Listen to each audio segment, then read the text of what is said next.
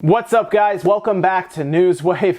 We have to talk about Huawei because they came out with a pretty awesome looking phone, but they decided to do this weird comparison and these weird shots of Nintendo with the Switch compared to their phone. We're going to talk about that because it's pretty funny, and we're going to talk a bit about why as we go along here. First, though, you guys have been liking the videos. It's really been helping. So if you enjoy these videos, guys, make sure you hit the like button. It does help out. And get subscribed because we're shooting for 150,000 subscribers by the end of this month. And we're going to move into the giveaway that I alluded to before after this fall game giveaway, because I told you guys we do a Smash Bros giveaway, and we're going to be doing that next. Definitely leading up to the Smash Bros launch. It's going to be really fun. First, though, let's start with some quick news. We're going to start right away with PlayStation. They've released a new firmware update that I'm pretty sure is to fix that messaging issue. Unfortunately, they haven't really come out and said that's what it's for.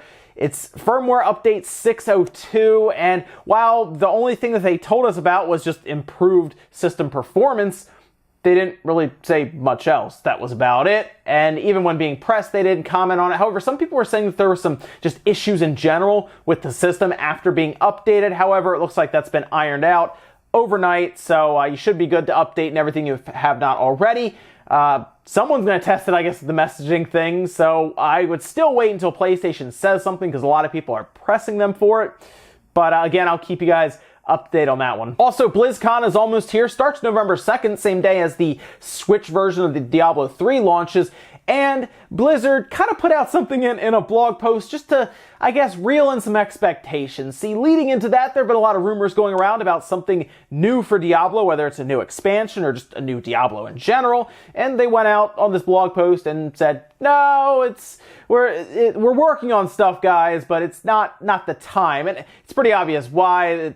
The Diablo still has to come out on the Switch first. You know, they don't want to overshadow something that they want to sell a lot of copies of by then immediately announcing a new Diablo or a new Diablo expansion that's not included with that version. They want to give that game a bit of time to breathe, and yeah, it falls on the same time as BlizzCon. If it came out like a month ago, then maybe, but I think they want to go through the holiday with what they have and with Diablo 3 on the Switch before they start announcing the next Diablo or the next Diablo expansion. So I would look more for that maybe towards the beginning of this year coming up, maybe even as far out as E3 or next BlizzCon. But yeah, don't expect, at least according to Blizzard, for something Diablo at BlizzCon. Also, we had some information about Katamari Damacy that for people who have been gaming for a while, you could even say retro game fans at this point with the PS2, which sounds crazy to even say that. But the PS2, the GameCube, and Xbox were out in that generation. Katamari Damacy showed up on the PS2, but was very interesting to find out from Kotaku, talking with authors of a new book coming out.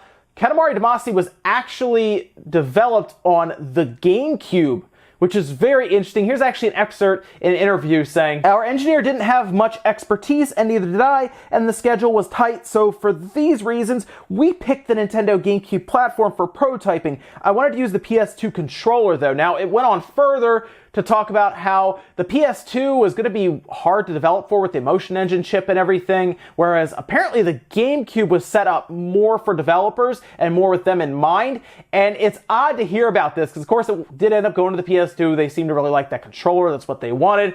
And now here we are going up to the release later this year for Katamari Damacy Reroll that's coming out on the Nintendo Switch and PC. And it's interesting to look back on that I guess it could have been on the GameCube if the controller was different. That seems to be the thing they keep talking about.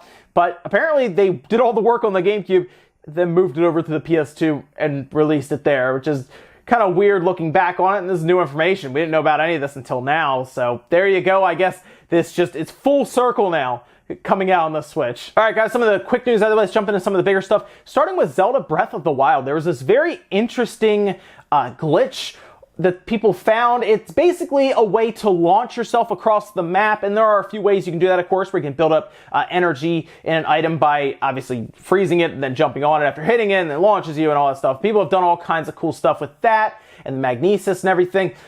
But there was what feels like a simple thing, but it was found by a gamer in China who showcases this method by jumping, doing the shield surfing, slowing down time, landing on your enemy, and then it just shoots you off into the distance, and they're flying. I mean, the world is trying to load in, and it kind of freezes to load as they go, because, of course, when you're running around Breath of the Wild, it's kind of loading things as you move slowly through the world. Well, they're just shooting off through the world here, and it's a very cool thing to see, and I was wondering how maybe speedrunners or just people in general who try to skip parts of the game might use this to their advantage, but it feels like it's a simple thing to see, but man, Breath of the Wild is just full of so many hidden, I don't even know if I'd call this an Easter egg. It's obviously, it's a glitch, but because the world is so open and there's so much stuff to find, people are just doing all kinds of crazy stuff in this game. And, you know, this might be a game that we would be talking about 10 years from now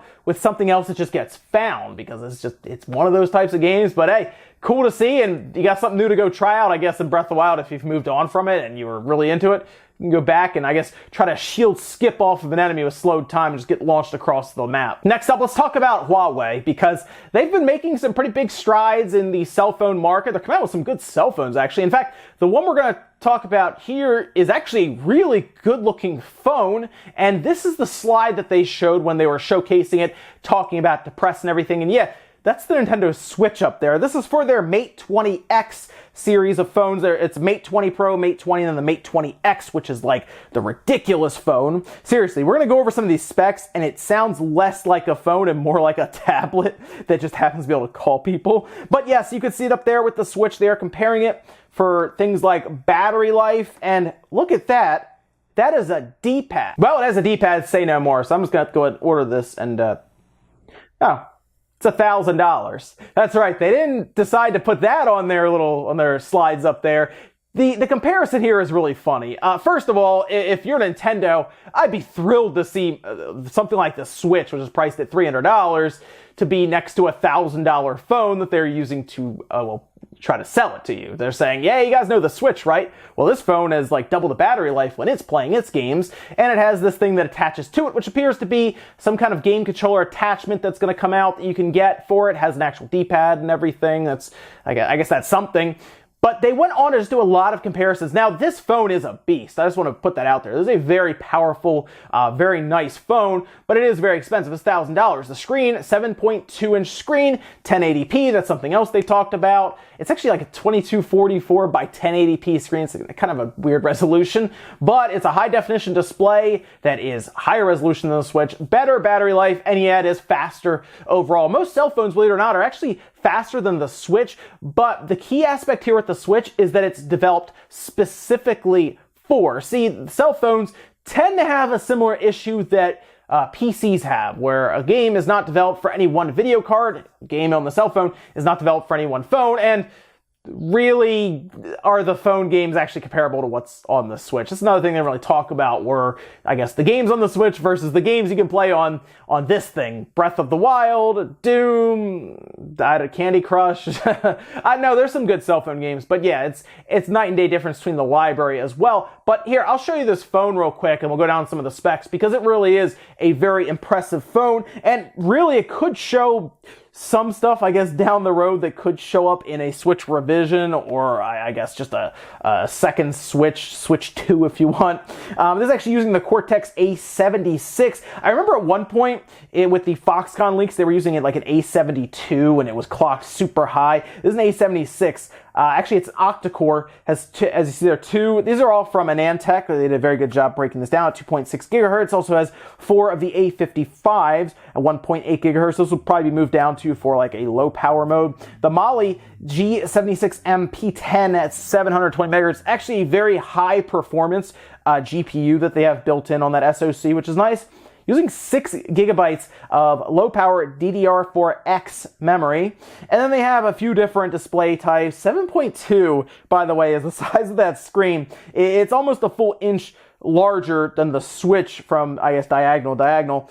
And that is very large. That's actually 0.2 inches larger than my Nexus 7 from back in the day, which was one of my favorite tablets back then. And I thought I remember I joked about that being a phone. Well, here it is now. A 7.2-inch OLED display screen is a reality on the phone. But yeah, it was a ridiculous comparison, but it's interesting to see these bigger cell phones, right? These very powerful devices are being compared to the Switch, because the Switch is the popular device, a lot of people know about it, and it's just interesting to see them put it up there. They put it next to it. They say, hey, this is a gaming phone that plays for 6 hours in gaming, and this Switch plays for like 3 hours. Varies. I think it's less in Splatoon 2 when Wi-Fi's on. It's more in other 2D type games that push the system less, but 3 hours, that's basically what Nintendo's even said in Breath of the Wild. So it's interesting to see this. Bad comparison though, obviously. $1,000 gets you a lot if you go take that 1,000 and put it towards the Switch. But of course, this is a cell phone and it'll call people for $1,000. So there you go. But let me know what you guys think about this comparison. I thought it was funny to see from Huawei, but they are making some good devices. They are moving up pretty well in the space for the cell phones to where they are taking over quite a bit of market space from places like Apple and Samsung. And this is a nice flagship phone. It's $1,000 though. Like I said, it's not exactly cheap. Also, cell phone touchscreen controls. Nah, not doing it. Next up, let's talk about Media Create sales charts in Japan. These are the week-to-week sales charts that do track physical sales in Japan every week. We go over them quite a bit here because it's an interesting way to see kind of how the market fluctuates, see how many systems are selling, and no other region really gives us actual numbers every week. Seriously, they give us rankings, or like MPD gives us rankings every month. Sometimes they'll leak out. But we can just straight up look at these sales charts. This does include Black Ops 4. And Black Ops 4 had a very, very good opening week. In fact, it pretty much destroys WW2 from last year, and it destroys Infinite Warfare by more than 2-1. So let's take a look at these sales charts here, starting with the number one seller, as we expected, Black Ops 4, 228,775 copies for its first week. That, again, much higher than WW2, which had an opening week of 168,000, and then Infinite Warfare that had an opening week in Japan of about 105,000. So yes, much higher there. Super Mario Party actually is sticking in there pretty well, dropped about 56%, but down to 63,451, crossing over 200,000 units. Pretty good, like I said, for Mario Party there. Assassin's Creed Odyssey dropped down as well, but that's actually rolling past just now 64,204 units in total. Warriors Orochi 4 at 13,224. Minecraft at number 5, Splatoon 2 at number 6, actually crawling up there a bit on the sales charts, which is good.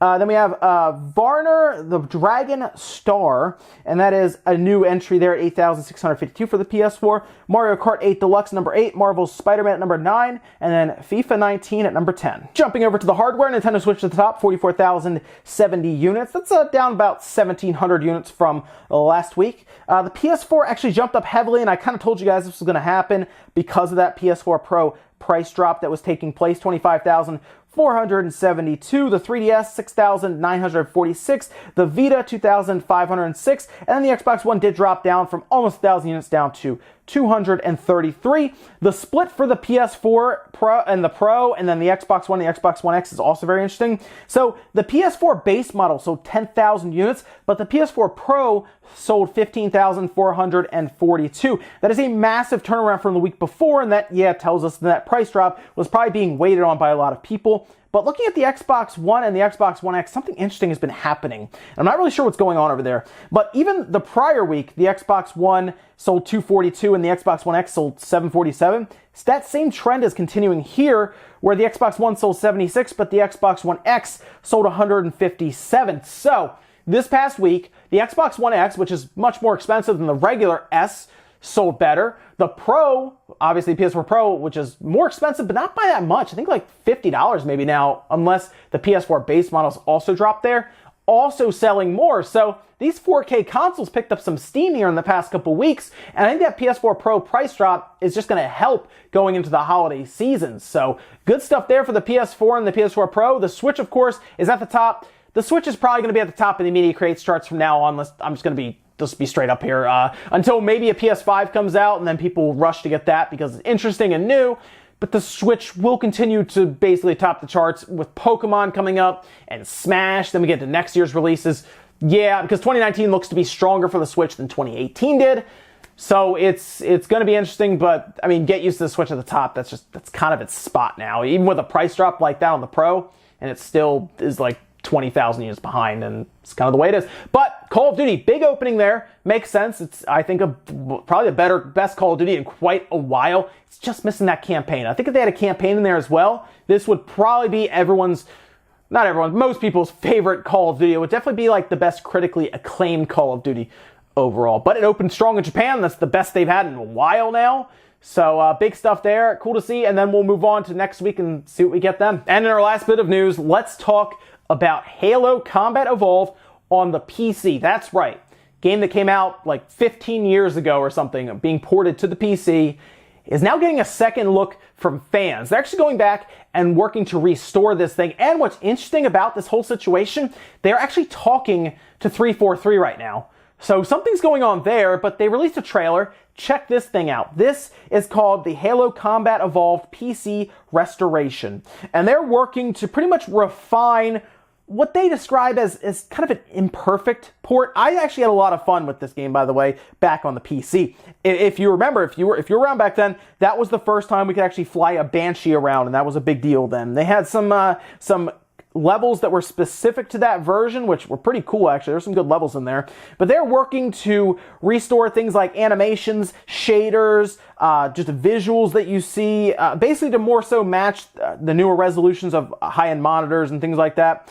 And they're just working to make this game look much better. They're basically restoring it, as they say. And it's pretty cool to see. You still need an actual copy of the game, which is kind of the only tough part right now, because getting one, you need an actual CD key, and then of course you can just download it online. Places online have it, obviously. But if you have a CD key, you can download it. Otherwise, you have to go on like eBay or Amazon, maybe if you get lucky, and actually buy a physical disc just to get that CD key. So I hope they're talking to 343 in order to get people copies of it. Like for example, they get everything back up in the shop, they work some of these inclusions in, and then boom, Halo PC restored. That would be awesome, and I would like to see that. One thing's for sure, Microsoft and 343, they need to get this thing done. They need to get the PC Halo. Like, they need to get Halo 1, Halo 2, the Master Chief Collection. Halo 2 needs it the worst, by the way, because I remember when Halo 2 came out, you needed Windows Live, and you needed Windows Vista. So one of my friends got me to upgrade to Windows Vista so I could play this, and obviously we're no longer friends because they made me upgrade to Vista. So, you know, that had to end. But Halo 2 really needs something done to it for the PC, because that was actually a fun game if you just forgot about Vista and Windows Live, because that was a terrible experience. But yes, exciting to see. I hope 343, Microsoft, I hope they look at the PC and say, yeah, you know what, let's get Master Chief Collection on there, because I know they're worried about moving Halo over. That's the last thing exclusive to the Xbox, and once that moves over, the Xbox doesn't have much. So I feel like there's some hesitation there because of that, but man, PC gamers badly want Halo, if you haven't been able to tell. So let's give it to them. Ladies and gentlemen, that's going to do it here for Newswave. If you enjoyed this video, guys, make sure you hit that like button. It really helps out. If not, dislike. Leave comments down below about everything we talked about. Well, there's that Huawei phone comparison to the Switch where they stood up on stage and said, here's the Switch, here's the Huawei, don't worry about the pricing, but, you know, one does 6 hours better, like the other one's 3, and it is a D-pad. Let me know what you think about that comparison. You think it's weird to compare the Switch to cell phones? I think it's the big overarching question here, if that's an actual comparison that's worth making. What about Call of Duty's big opening in Japan, and then the Switch still staying on top of the sales charts despite price drops from its competitors? Thank you so much for watching, guys, and I'll see you next time.